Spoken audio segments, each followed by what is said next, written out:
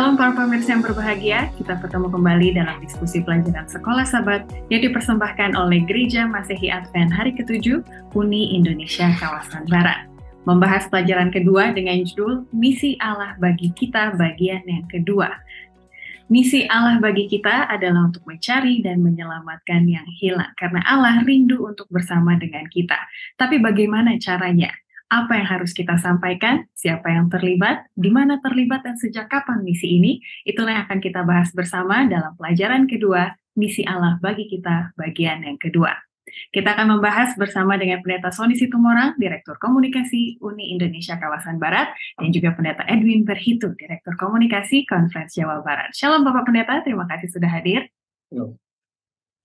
Dan kali ini saya akan menyampaikan beberapa salam yang sudah disampaikan oleh pemirsa. Untuk Pendeta Edwin Berhitu, saya mau sampaikan salam dari Fauzi Sokilaya, Jemaat Aramo, Nia Selatan, Glenn Edison, Jatin bin Matingah, Harna Sembiring di Jemaat Sion Kampung Pon, Sumatera Utara, Rimson Sitohang, Jemaat Tampara Kelayung, Kalimantan Tengah, Zainal T, Yohanes Heneni. Apa pendapat Pendeta dari salam-salam yang kalau kita lihat dari berbagai daerah di Indonesia, bukan hanya Indonesia bagian Barat, tapi juga ada Indonesia bagian Timur. Silakan Pendeta. Saya sangat senang sekali oleh karena teman-teman yang memberikan salam berarti mengikuti acara diskusi Sekolah Sabat. Semoga terus jadi berkat. Saya berdoa semoga teman-teman di sana pun diberkati dengan tayangan yang dibawakan oleh Uni Indonesia Kawasan Barat. Salam kenal, Tuhan Yesus memberkati. Terima kasih. Dan Pendeta Sony Situmorang ada dua salam. Yang pertama dari Bapak Dani Tulalo yang mengatakan, semoga kita benar-benar dapat menjadi pembawa misi Allah, bukan hanya jadi pembawa pelajaran diskusi Sekolah Sabat. Katanya seperti itu. Dan yang berikutnya dari Jakub Tembesing di kantor daerah Jayapura mengatakan, salam pelayanan untuk semua sahabat penginjil literatur senusantara. Tetap semangat dalam pelayanan. Apa tanggapan Pendeta untuk kedua komen ini? Pak Denny dan Pak Jakob benar, sama seperti pelajaran kuartal lalu, kebanyakan kita hanya bisa sebagai pembawa, bukan pelaku. Dan memang itulah yang harus kita ubah paradigma itu. Itu sebabnya kepada Pak Denny lalu, Pak Jacob, dan semua pemirsa, mari ketika saudara kita semua bisa membawakannya, maka intisari atau implementasi dari apa yang kita bawakan akan kita terapkan dalam kehidupan sehari-hari. Terima kasih, tetap semangat. Salam Sekolah Sabat. Amin. Terima kasih sekali Pendeta. Mari kita mulai dengan membaca ayat inti dari pelajaran kedua ini, terdapat di dalam Matius 28 ayat 19. Karena itu pergilah, jadikanlah semua bangsa muridku, dan baptislah mereka dalam nama Bapa dan Anak dan Roh Kudus. Pendeta Edwin boleh mulai dengan doa. Baik, mari kita berdoa, pemirsa. Tuhan yang baik, Tuhan yang memilih kami, Tuhan yang mengasihi kami. Kami bangga menjadi umat-umat Allah, dan kami juga bangga pula untuk menyampaikan misi Allah di dunia ini. Itulah sebabnya saat kami akan berdiskusi tentang misi Allah, bagian kedua dari pelajaran buku Sekolah Sabat kami, urapilah setiap kami, hamba-hamba Tuhan yang membawakan pada saat ini, hambamu dan Pendeta Sony Situmorang, juga Ivi, bahkan pemirsa dimanapun berada. Biarlah Roh Suci-Mu akan menyatukan pikiran kami. Dalam nama Yesus kami berdoa. Amin. Amin. Baik, para pemirsa, kita akan melihat dari hari ke hari, kita akan menjawab pertanyaan, jadi kapan misi bagi kita ini disampaikan, lalu bagaimana caranya, apa yang kita sampaikan, siapa yang terlibat, dan di mana kita terlibat. Kita masuk ke hari Minggu dengan judul besar, Allah Tritunggal, asal mula dari misi. Dalam misi keselamatan, kita tahu yang berperan utama adalah Yesus. Tapi di mana peran Allah Bapa dan juga Roh Kudus dalam melaksanakan misi yang sama itu? Pendeta Edwin boleh bawa kita ke topik tersebut? Iya. Baik, jadi memang misi Allah ini menjadi sebuah kesatuan yang tidak bisa dipisahkan antara Allah Bapa, Allah Anak, dan Roh Kudus. Walaupun misi itu pelaksananya adalah Yesus Kristus, tapi ada mandat daripada Allah Bapa dan juga ada kuasa yang diturunkan oleh Roh Suci. Nah, dari hal ini kita bisa melihat bahwa Misi yang diberikan Allah untuk manusia itu bukan sekedar perintah saja, tetapi sesungguhnya oknum kealahan yang memberikan perintah telah melakukan hal yang sama dalam bermisi, tanda kutip, maka oknum kealahan baik Allah Bapa, Allah Anak, dan Roh Kudus itu menyatu. Nah, Ivi, di sini ada kata yang penting nih yang saya garis bawahi ya. Di sini kita menemukan fakta tentang misi kealahan itu dalam satu kalimat. Ada janji Bapa, ada jaminan dari Anak terhadap pengenapan janji itu, dan janji itu sendiri yaitu datangnya Roh Kudus. Jadi memang ini kesatuan misi, walaupun Yesus sebagai pelaksana tugas yang melaksanakan misi tersebut, tetapi ada janji Bapa berperan, lalu Roh Kudus yang dijanjikan pun berperan, sehingga menjadi sebuah kesatuan yang tidak dipisahkan untuk menggapai misi. Inilah awal mula. Bagaimana misi itu diturunkan kepada umat manusia untuk keselamatan, tadi Hivi katakan di depan, dan ternyata telah digagas oleh oknum kealahan. Ya, terima kasih sekali Pendeta Edwin. Jadi misi ini sudah ada dari kekekalan seperti itu ya, dari eksistensi Allah Bapa, Allah Anak, dan juga Roh Kudus. Terima kasih sekali. Pendeta Sony Situmorang, boleh tolong lanjutkan apalagi bukti-bukti kerjasama dari Allah Bapa, Yesus, dan juga Roh Kudus yang sama-sama menjalankan misi, dan melihat oknum-oknum ini bersatu, bagaimana itu memantapkan ide kesatuan dari jemaat yang sudah kita bahas selama kuartal kemarin, selama satu kuartal. Silakan Pendeta. Baik, terima kasih. Ketika bicara misi, itu merupakan satu hal yang harus dilakukan oleh Yesus Kristus dalam konteks ini. Tadi Pastor Edwin mengatakan bahwa itu merupakan mandat dari Allah Bapa, dan ketiganya ada di sana. Para pemirsa boleh baca paragraf kedua mengenai hal-hal yang dilakukan oleh Yesus, ketiga, mengenai misi tersebut. Mungkin Afi boleh baca paragraf ketiga. Ya. Untuk itu, Allah telah merencanakan penjangkauannya kepada manusia, bahkan sebelum Dia meletakkan fondasi planet kita, dan Dia benar-benar ingin masuk dalam sejarah manusia supaya bisa melaksanakan tujuannya. Perhatikan kalimat Allah telah merencanakan jangkauannya. Ingat, dalam konteks bahasa Ibrani di Kejadian 1, saya selalu katakan kalimat 3 oknum ada di situ, yaitu Bereshit, Bara, Elohim. Kata Elohim itu merupakan jamak dari kata El atau Eloi. Oke. Kemudian para juga boleh lihat paragraf keempat, apa aja yang dilakukan. Namun saya mau Afi baca paragraf kelima. Baik. Walaupun kata Trinitas tidak ditemukan di dalam kitab suci, bukti bahwa misi berfokus pada 3 pribadi alias Trinitas ini sangatlah banyak. Sebagai contoh, sesudah kebangkitan, Kristus menampakkan diri kepada murid-muridnya dan menjanjikan kepada mereka, "Dan aku akan mengirim kepadamu apa yang dijanjikan Bapakku, tetapi kamu harus tinggal di dalam kota ini sampai kamu diperlengkapi dengan kekuasaan dari tempat tinggi."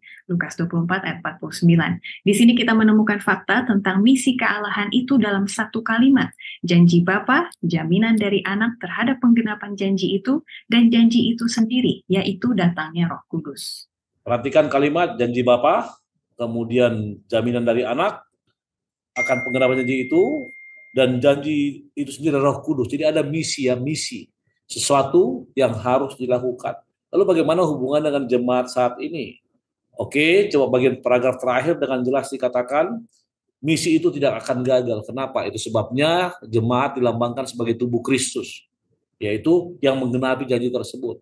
Lalu kesatuan tubuh tersebut akan boleh terpelihara kalau kita sama-sama menggunakan talenta, diubah menjadi karunia Roh dalam pelaksanaan misi. Apa itu? Mendeklarasikan Injil. Pergilah dengan menggunakan apa yang Anda miliki dan talenta yang Anda punya. Terima kasih. Baik, terima kasih sekali. Para pemirsa boleh lanjutkan diskusi di UKSS masing-masing bagaimana fakta bahwa ada kerjasama dalam Trinitas itu dapat menguatkan kita dalam kerjasama kita dalam misi ini di dalam jemaat kita sendiri. Baik, kita akan lanjut ke hari Senin dengan judul Pemuridan Fokus dari Misi. Kalau tadi kita bahas sejak kapan misi ini ada, ternyata sejak kekekalan. Lalu berikutnya bagaimana, apa yang harus kita lakukan? Kita akan melihat amanat agung yang merupakan ayat inti dari pelajaran ini, Matius 28 ayat 19. Di sini ada banyak kata kerja, Pendeta Edwin. Jadi orang bingung, ini perintahnya yang mana? Disuruh pergikah, atau disuruh jadikan bangsa murid, atau disuruh baptis, tapi apa yang merupakan inti kata kerja, inti dari misi amanat agung ini? Silakan pendeta. Iya. Jadi kalau kita menyimak amanat agung itu ditujukan bukan hanya kepada para pendeta atau misionaris, tapi memang kepada kita semua, ya. Karena itu pergilah, jadikanlah semua bangsa muridku, ya. Nah, ternyata ada satu misi yang penting di sana yang Allah inginkan, bahwa setiap orang yang mengenal Tuhan, setiap orang yang sudah mendapatkan kasih karunia Tuhan harus menjadi murid. Nah, ternyata penting sekali gitu ya, menjadikan murid. Kenapa? Kalau menjadikan murid berarti murid itu akan berkarya dari misi yang diembankan oleh sang pemberi misi tersebut. Jadi ini adalah perintah yang diberikan kepada semua orang. Kalau tanya tadi, memang banyak kata kerjanya, tapi inti yang kita ingin lakukan adalah Anda dan saya ini jadi murid. Kalau jadi murid, ini beda dengan jadi guru, ya. Jadi murid artinya kita melakukan apa perintah tersebut. Jadi murid artinya kita ikut belajar juga. Jadi murid kita juga melakukan juga apa yang diembankan oleh sang guru, dan sang guru kita adalah Tuhan Yesus. Jadi bukan sekedar pergi, udah pergi saja enggak, tapi kita belajar. Bukan sekedar bagaimana kita mengabarkan kebenaran. Kita nggak tahu misi, maka kita harus jadi murid, ya kan? Nah, di sisi lain Paulus memang katakan begini. Bagaimana mereka mengabarkan kalau nggak ada diperintahkan? Bagaimana mereka perintahkan kalau nggak ada yang itu di Roma pasal 10 ayat 13 dan 14, ya. Artinya ada step-step yang harus dijalankan, dan itu adalah step menjadi seorang murid. Nah, pada waktu kita kenal Kristus, kita menjadi murid Kristus, maka kita juga harus bisa memuridkan. Sebenarnya ini, kalau saya mau kasih tahu, mau ngomong nih ya dalam satu kata yang simpel, sebenarnya ini Tuhan ingin kita kayak multi level marketing, ya. Saya murid nih, saya juga harus jadikan orang lain murid juga gitu loh. Kenapa? Kalau murid berarti kita menjadi bagian daripada pondasi besar daripada misi tersebut. Kita ada di dalamnya dan kita bekerja sama memberitakan siapa Yesus yang kita kenal itu. Ya, terima kasih sekali pendeta. Dan menanggapi apa yang pendeta Edwin sudah katakan tadi, pendeta Sony, mengenai pemuridan. Ini mungkin satu istilah yang terkenal mungkin dalam 20 tahun terakhir begitu ya, tapi sebelum itu sepertinya kurang kena gitu. Relevansinya pemuridan di dalam gereja itu seperti apa sih? Dan kalau kita lihat struktur gereja kita, pemuridan itu ada di setiap pelayanan begitu ya, bukan hanya di sekolah sahabat, ada juga di rumah tangga, ada di anak-anak. Jadi pada hakikatnya gitu ya, bagaimana pemuridan ini memang adalah cara kita melaksanakan misi Allah. Silakan pendeta Sony. Pemuridan atau discipleship merupakan hal yang saat ini sering dikumandangkan dalam semua aspek, semua level. Mulai dari pribadi, keluarga, komunitas, gereja, sampai ke semua. Nah, kenapa pemuridan ini merupakan fokus dari misi? Perlu kita garis bawahi kata pemuridan, saya lupa itu bahasa Grekanya, martureo bersaksi. Tapi saya lupa, adalah untuk menjadikan murid. Nah, kenapa itu penting dari kata kerja yang aktif di sana? Mungkin Ivy coba baca paragraf keempat. Ya, adalah penting untuk digarisbawahi bahwa satu-satunya kata kerja aktif dengan penekanan pada kata perintah dalam amanat agung ini adalah jadikan murid. Ajarkan setiap orang, baptiskan mereka, dan bagikan ajaran Yesus ke seluruh dunia adalah merupakan ciri khas dari proses pemuridan. Dalam ayat ini, Yesus dengan jelas sedang mengarahkan murid-muridnya pada satu tujuan, pemuridan. Hal ini benar-benar merupakan satu dari ayat-ayat yang berhubungan dengan misi di seluruh kitab suci. Ayat ini berakhir dengan janji Yesus untuk terus menyertai pengikut-pengikutnya. Sangat jelas bahwa pemuridan bukan hanya pekerjaan murid-murid, itu paragraf terakhir. Namun ada hal yang sangat penting di sini, kata pemuridan itu mengandung 3 elemen, yaitu ajarkan, baptiskan, lalu bagikan ajaran tersebut. Dan bagian terakhir di paling bawah paragraf keempat dikatakan apa? Siapa aku, Yesus, akan menyertai kita semua. Intinya pemuridan merupakan hal yang harus dilakukan di seluruh dunia dalam fokus menyelesaikan misi. Dan untuk lebih menguatkan, Ivy boleh baca paragraf terakhir bagian B untuk itu. Untuk itu, perintah itu bersifat sangat universal dalam jangkauannya. Setiap pengikut Yesus Kristus yang sejati haruslah terlibat dalam kegiatan pemuridan. Lebih jauh lagi, pekabaran yang disampaikan yaitu Injil yang kekal dari Yesus Kristus ditujukan untuk seluruh dunia tanpa batasan geografis, sosial, dan juga suku. Terima kasih, itu dari saya. Terima kasih. Para pemirsa boleh lanjutkan kembali. Nah, ini mengenai nomor 1 di hari Jumat, begitu ya. Kalau sudah pemuridan, berarti ada pengaruh gereja dalam keteladannya sehari-hari. Dalam hal apa pemuridan itu bisa dilihat dalam kehidupan kita sehari-hari. Baik, kita lanjut ke hari Selasa. Tadi kita sudah bahas mengenai sejak kapan, lalu bagaimana caranya melakukan misi Tuhan, yaitu melalui pemuridan. Sekarang kita akan menjawab apa yang dikabarkan, apa yang dikedepankan dalam pemuridan itu. Hari Selasa berjudul Injil Kekal, pekabaran dari misi. Misi keselamatan bagaimana bisa kita hubungkan dengan pekabaran 3 malaikat, Pendeta Edwin, karena ini juga merupakan fokus utama dari misi kita. Silakan. Iya. Jadi dalam misi yang kita sedang embankan ini tentunya datang dari Yesus sendiri ya. Bagaimana pengorbanan Yesus, Yesus mati di kayu salib, lalu dia bangkit dan akhirnya menyelamatkan kita lah secara hakiki ya. Maka ini relevan sekali dengan pekabaran 3 malaikat di Wahyu pasal yang ke-14 gitu ya. Ada pertobatan, ada keluar dari kejahatan karena memang kita tinggal dalam dunia yang berdosa. Itulah sebabnya Injil kekal ini atau Injil adalah kabar baik ini diberikan dan ditawarkan kepada semua orang. Semua orang, bukan hanya saya sebagai anak Tuhan, tapi Tuhan nggak pilih-pilih. Bahkan Yesus sendiri ngomong bahwa barang siapa yang percaya kepadanya tidak akan binasa, tetapi beroleh hidup yang kekal. Nah, ini adalah pelajaran, ini adalah ya bahan yang kita kabarkan gitu. Isi misi kita kabarkan adalah ada hidup kekal. Kalau kita bertobat, kalau kita mau terima Yesus, kalau kita mau lakukan kebenaran dan kebaikan, maka kita terima kabar baik itu. Dan misi ini kita kabarkan kepada semua orang siapapun itu. Ya. Saya senang kita baca di situ ada perintah yang diberikan kepada murid-murid yang pertama adalah juga perintah yang sama yang diberikan kita pada saat sekarang ini. Jadi sebenarnya perintah itu relevan banget. Itu 2000 tahun yang lalu, Ivi.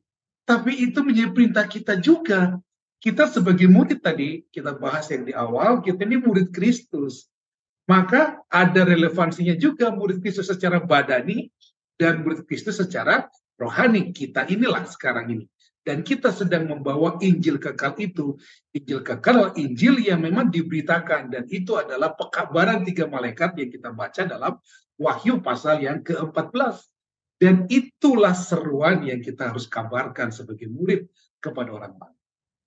Iya, benar sekali. Jadi walaupun pekabaran 3 malaikat terletak di buku Wahyu, di akhir dari Alkitab, tapi bukan berarti itu misi yang belakangan, begitu ya. Karena dari awal sudah konsisten. Dan itu kita pelajari minggu lalu juga di pelajaran yang pertama. Bagaimana misi Allah tetap sama, walaupun Adam dan Hawa jatuh ke dalam dosa, gitu ya. Jadi misi keselamatan itu bukan baru ada setelah Adam dan Hawa jatuh ke dalam dosa, sudah ada dari awalnya. Baik, terima kasih. Pendeta Sony Situmorang mengenai Injil yang kekal, itu sangat terkait dengan yang namanya penghukuman. Nah ini bagaimana kita bisa bermisi, tapi yang kita kabarkan adalah tentang penghukuman gitu, sepertinya menyeramkan. Sedangkan pertanyaan nomor 3 di hari Jumat dikatakan, Injil yang kekal itu walaupun tentang penghukuman, itu adalah harapan utama, itu merupakan sumber pengharapan kita. Jadi silakan Pendeta Sony dengan tanggapannya. Baik, pertama-tama para pemirsa, apa Injil yang kekal tersebut? Coba kita lihat. Oh, ada yang mengatakan Injil kabar baik, good news, chariots coming, kan begitu lagunya. Apa Injil yang kekal? Injil yang kekal kalau para pemirsa melihat paragraf pertama bagian B. Afi baca hanya itu aja sampai kebenaran. Injil adalah paragraf pertama. Injil adalah kabar baik mengenai kasih karunia yang ditawarkan kepada semua orang melalui Yesus Kristus. Dia datang ke dalam dunia ini untuk menunjukkan kepada kita kasih karunia dan kebenaran. Kabar baik mengenai kasih karunia, yaitu kasih Allah, pengorbanan yang ditawarkan kepada setiap manusia. Lalu, apa hubungannya dengan penghukuman? Seperti seram. Oke? Kabar baik yang ditawarkan. Ketika bicara mengenai penawaran, maka itu mengarah kepada kita punya keputusan. Artinya Anda mau terima atau tidak, kan begitu. Ketika Anda terima, Anda akan mendapatkan kabar baik atau kasih karunia. Ketika tidak, berarti Anda memilih yang lain. Masalah utama adalah banyak dihubungkan dengan penghukuman seperti halang seram. Di mana korelasinya? Afi boleh baca paragraf terakhir, Afi. Pemberitaan mengenai penghukuman adalah suatu pemberitahuan tentang kedatangan Kristus yang kedua kali sudah dekat. Dan pekabaran ini disebut Injil yang kekal. Oleh sebab itu, khotbah tentang kedatangan Kristus yang kedua kali, pemberitahuan tentang dekatnya masa itu, ditunjukkan menjadi suatu bagian yang penting dari Injil kebenaran. Sangat jelas, penghukuman itu merupakan akhir dari misi. Oke? Ingat, pelajaran sahabat kita apa? Misi Allah. Misi kita apa? Mendeklarasikan Injil. Kapan akhirnya? Ketika Injil itu sudah sampai ke seluruh dunia, menjadi kesaksian bagi seluruh bangsa, akanlah tiba kesudahannya. Kapan kesudahannya? Ketika Yesus datang. Nah, sekarang kita pilih. Ketika Yesus datang, orang yang menerima kasih karunia, orang yang menerima Injil yang kekal tersebut, orang yang menerima kabar baik tersebut akan diangkat ke surga. Lalu bagaimana yang tidak terima?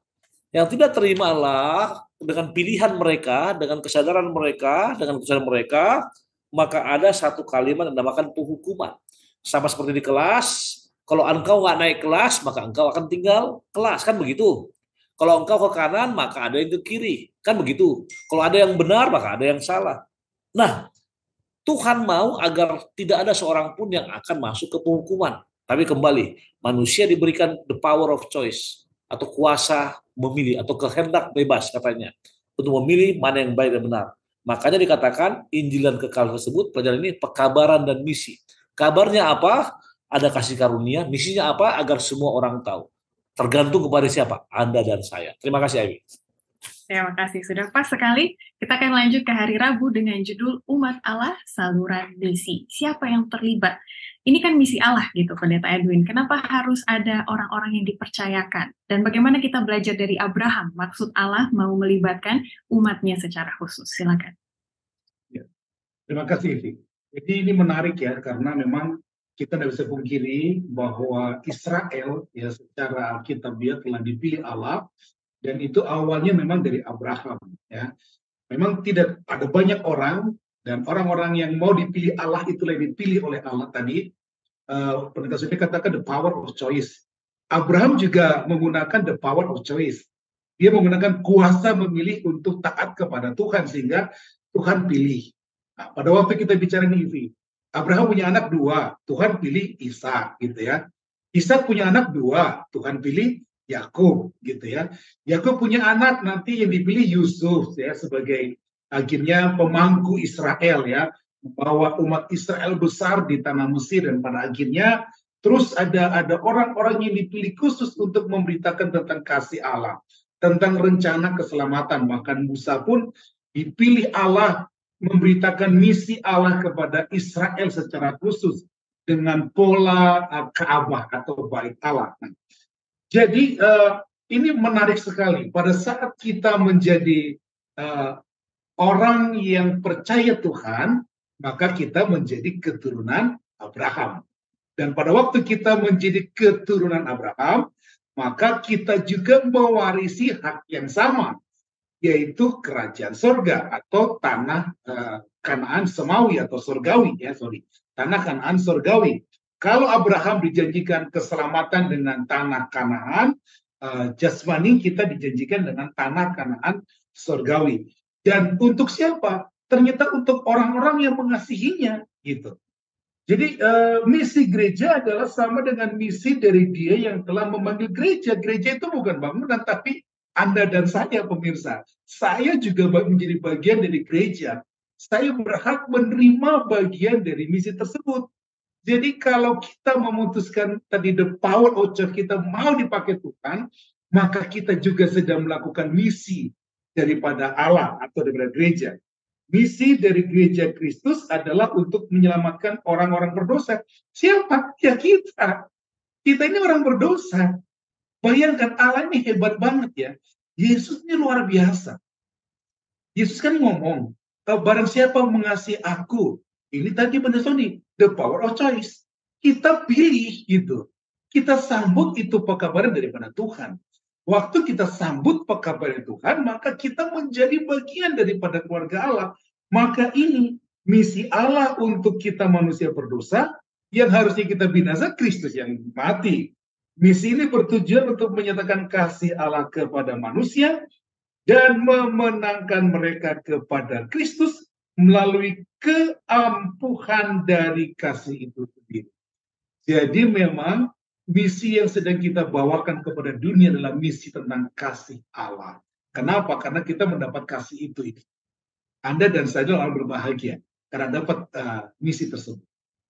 Yes, dan orang bisa melihat kasih Allah tersebut melalui kita ya Pendeta. Makanya misi kita harus tepat sesuai misi Allah, jangan buat agenda-agenda lain yang tidak sesuai dengan misinya. Baik, terima kasih Pendeta Edwin yang akan segera melanjutkan pelayanan. Tuhan berkati, semangat selalu.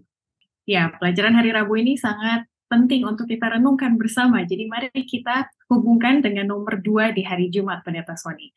Bagaimana gereja kita dilihat oleh orang-orang yang bukan Kristen ataupun bukan Advent gitu. Apakah kita sudah sesuai pandangan mereka positif terhadap misi ini atau malah pandangan mereka kepada kita negatif? Apa yang Pendeta mau tekankan mengenai umat Allah yang menjadi saluran misi Allah ini? Oke, kembali kepada misi. Misi kita adalah menjadikan murid. Saya baru ingat dalam bahasa Gerikanya matetes ya, atau pupil. Lalu kita hubungkan dengan pandangan. Saya percaya semua gereja di dunia mempunyai misi mendeklarasikan Injil ke seluruh dunia dengan cara masing-masing. Benar. Lalu bagaimana dengan misinya? Isi dari misi tersebut? Ketika kita masuk kepada kalimat menjadikan murid, semuanya punya dalil menjadikan murid Yesus. Tapi kalau kita ingat Ivy dan juga para pemirsa, Yohanes 14 ayat 15, kalau engkau mengasihi aku, turutilah segala perintahku.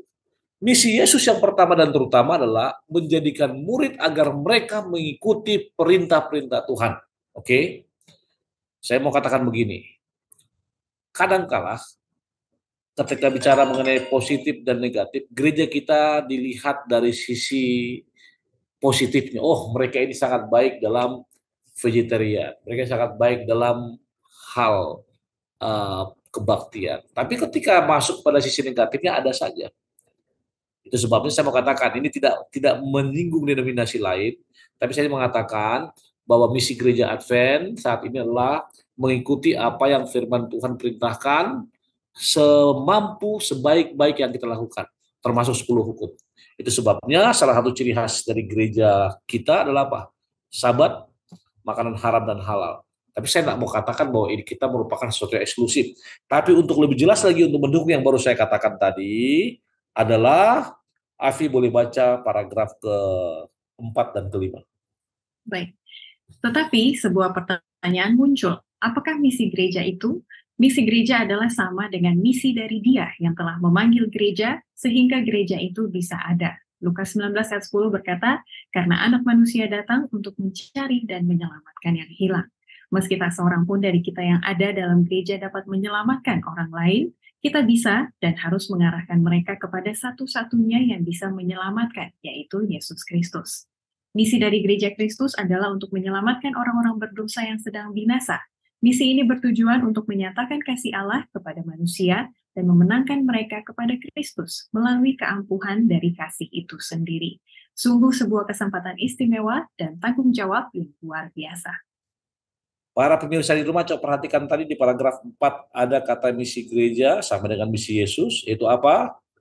Tugas kita mengarahkan mereka untuk diselamatkan oleh satu-satunya orang yang bisa menyelamatkan, itu siapa? Yesus Kristus. Yesus Kristus mengatakan, kalau kamu mengasihi aku, turutlah segala hukum. Oke? Artinya itu misi kita. Lalu ketika in order untuk menyelamatkan orang berdosa, apa yang kita lakukan? Tuhan mengatakan kepada kita di paragraf terakhir, kita harus bertanggung jawab untuk itu. Jadi kembali ketika berbicara mengenai pertanyaan hari Jumat pelajaran kedua, apa yang Anda akan dapat lakukan untuk meningkatkan hal positif tersebut? Oke, atau negatif. Switch dari negatif ke positif. Artinya hidupkan apa yang kita katakan. Oke? Hidupkan. Tadi dikatakan umat Allah saluran misi. Dalam bahasa dikatakan apa? A channel of mission. Kata channel of mission di sini berarti apa? Kita lah apa? Kita lah alat yang bisa membroadcast dalam konteks komunikasi, membroadcast ke semuanya. Hanya masalah seperti yang katakan tadi, apakah Anda benar-benar menjadi saluran misi pribadi yang membroadcast atau hanya mendengarkan misi, Anda tahan di situ. Ingat, sekali lagi Ellen White mengatakan, atau Pena Inspirasi mengatakan di bagian akhir, tadi Aif sudah baca, sungguh sebuah kesempatan istimewa dan tanggung jawab yang luar biasa jika kita bisa menjadi saluran misi sehingga pandangan saudara-saudara kita non-Kristen akan positif kepada kita ketika kita tidak hanya berbicara, tapi melakukan dan menghidupkannya dalam kehidupan sehari-hari. Terima kasih, Ivy. Terima kasih sekali. Para pemirsa boleh dilanjutkan pertanyaan di bawah hari Rabu. Dikatakan terlepas dari pandangan orang lain terhadap saya ataupun gereja kita masing-masing, apa yang bisa saya lakukan untuk menopang kehidupan gereja kita? Bagaimana kita dapat menjadi saluran berkat di gereja kita masing-masing dan juga kepada orang di sekitar. Baik, terakhir kita akan masuk ke hari Kamis dengan judul Dunia Ini Arena Misi. Sekarang pertanyaannya adalah, seluas mana misi ini bisa kita bawa, Pendeta Sony Sitomorang? Apakah cukup di jemaat lokal di daerah sekitar kita, ataupun apa gambaran besarnya dari misi Allah bagi kita? Silakan, Pendeta. Baik, ketika bertanya di seluas apa, saya mau nanti Ivy baca Kisah pasal 1 ayat ke-8. Artinya itu merupakan penjabaran seluas apa kita menjangkau misi, dan ini merupakan satu ayat yang sangat luar biasa ketika Yesus, masa-masa akhir Yesus apa untuk mengakhiri misinya di dunia ini. Silakan, Ivy boleh baca. Kisah 1 ayat 8. Tetapi kamu akan menerima kuasa kalau Roh Kudus turun ke atas kamu, dan kamu akan menjadi saksiku di Yerusalem dan di seluruh Yudea dan Samaria dan sampai ke ujung bumi. Perhatikan kalimat Yerusalem, Yudea, Samaria sampai ke ujung bumi. Kita bisa katakan Yerusalem C1, Yudea C2, Samaria C3, ujung bumi C4. Apa C1 Yerusalem? Tuhan, kita fokus pertama kepada pribadi kita, kepada keluarga kita, kepada tetangga kita. Oke? Itu yang pertama. Yerusalem pada keluarga kita, tetangga kita. Judea merupakan satu wilayah yang masih merupakan wilayah Yerusalem. Artinya di kota di mana kita tinggal. Samaria itu baru satu apa? Bisa di provinsi atau negara. Setelah itu baru ke ujung dunia. Masalahnya sekarang kita lebih cenderung langsung ke ujung dunia tanpa melihat keluarga kita. Saya mau tanya, ini jawab dalam hati para pemirsa. Saya tidak akan tanyakan langsung. Ketika kita berbicara mengenai misi, saya bertanya, apakah para pemirsa masih punya kerabat, adik, kakak, saudara, ipar, atau siapapun itu yang saat ini belum mengenal kebenaran Tuhan? Silakan jawab. Kalau masih ada, misi pertama adalah ke sana. Nah, untuk bisa melaksanakan hal tersebut, apa tadi Aif sudah baca, dan kamu akan menerima apa? Kuasa, exousia dalam bahasa Greka, atau dunamis. Artinya dunamis inilah akar kata dari kata dinamit. Apa dinamit? Dinamit sesuatu yang bisa meledak kalau apa? Digunakan. Ini dunamis atau exousia. Kayak bom begitu. Jadi kalau kamu menerima Roh Kudus, kamu akan menerima kuasa. Artinya apa? Untuk melaksanakan misi ke seluruh dunia, tidak bisa kepentingan pribadi, tidak bisa kekuatan pribadi, harus terkoneksi dengan siapa?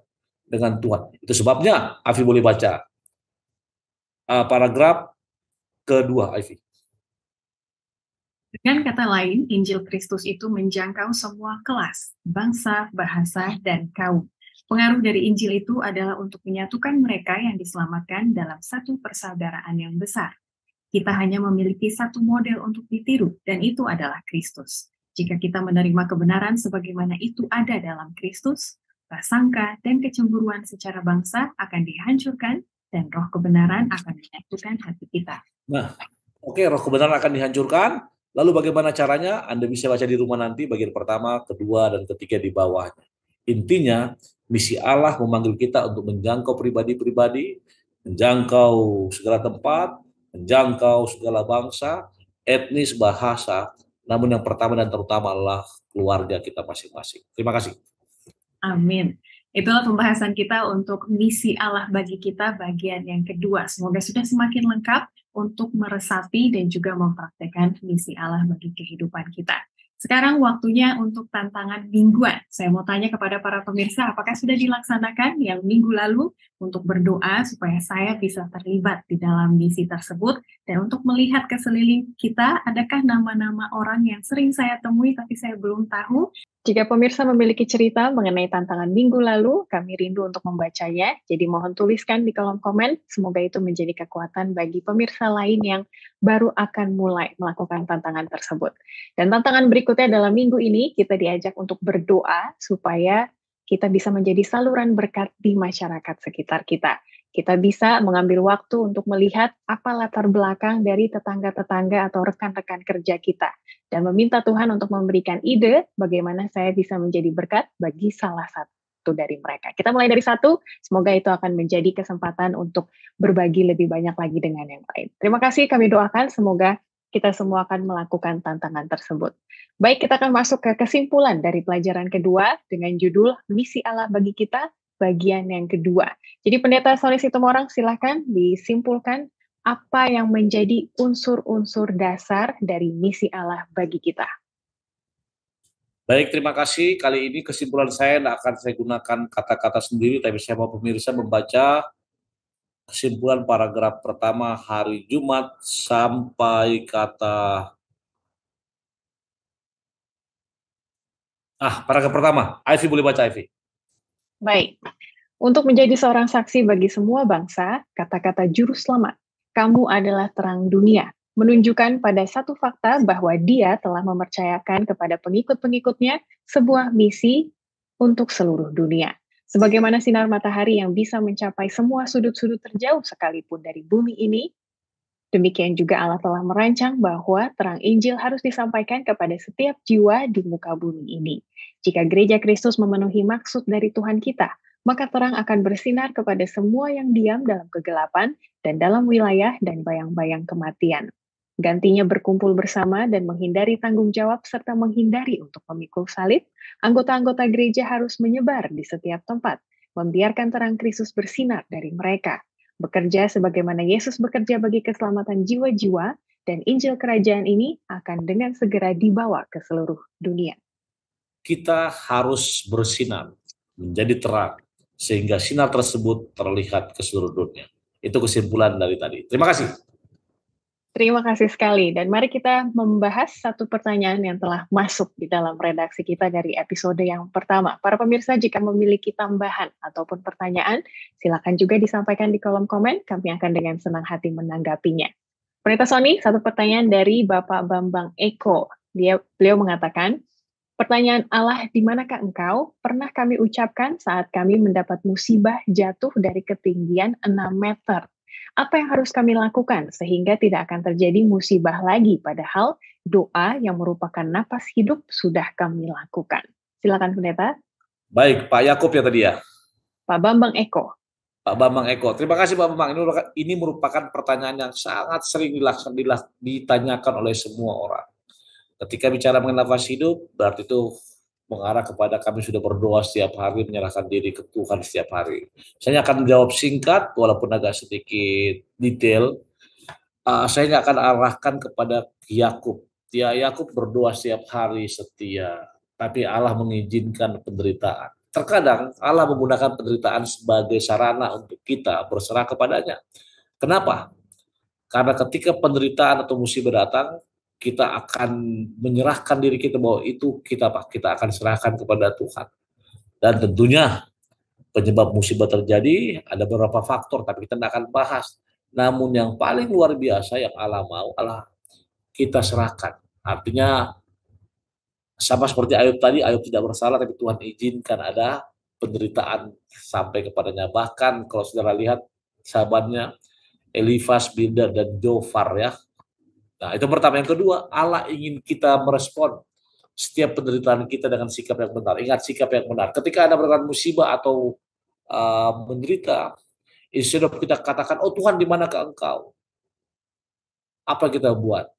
Kita harus melihat dan mencontoh bahwa setiap peristiwa mempunyai tujuan yang khusus. Contoh, ketika saya jatuh, boleh jadi saya akan lebih hati-hati di kemudian hari. Intinya apa? Tuhan mau kita merespon setiap peristiwa yang ada yang terakhir. Allah ingin mengajar bahwa Dia Maha Kuasa. Bagaimana?